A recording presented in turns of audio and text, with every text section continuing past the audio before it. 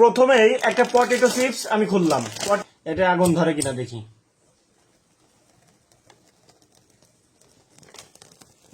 এই যে আগুন জ্বলতেছে, কিন্তু খুব সুন্দর ভাবে এই যে আগুন জ্বলতেছে। এই যে 20 টাকাতে বের আলু চিপস আছে।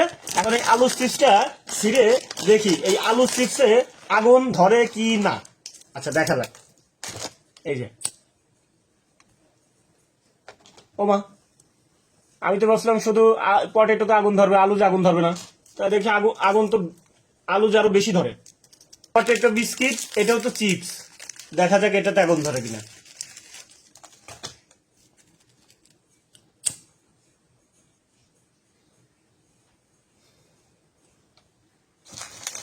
এই যে পটেটো বিস্কিট, এটা তো কিন্তু আগুন ধরছে, এইটা তো কিন্তু আগুন ধরছে। এখন আসি আমাদের আকিস কোম্পানির চিপস পাপ চিপস, এই চিপসটা থেকে আগুন ধরবে? এই চিপসে আগুন ধরবে? আচ্ছা দেখা যাক এই চিপস পাপসে আগুন ধরে কি না। আচ্ছা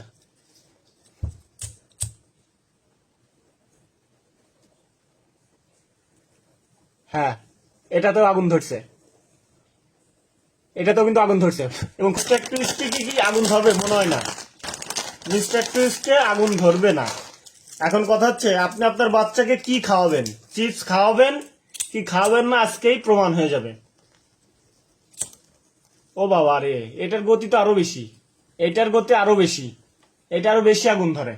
ঠিক আছে, দেখেন আমি কিন্তু সব কোম্পানির যে চিপস, এবার আমি আমাদের একটা কোম্পানির টোস্ট, এই টোস্টটা আমি তুলে দেখবো আসলে যে টোস্টে আগুন ধরে কিনা। টোস্ট আগুন ধরলে যে খাওয়া যাবে না, আজকে দেখি কি কি খাওয়া যাবে না। এই যে টোস্ট, এই টোস্টে আজকে আগুন ধরাবো, দেখি আগুন ধরে নাকি। এটা অবশ্য একটু সময় লাগবে যদিও ধরে, কারণ হচ্ছে আপনার এটা অনেক মোটা।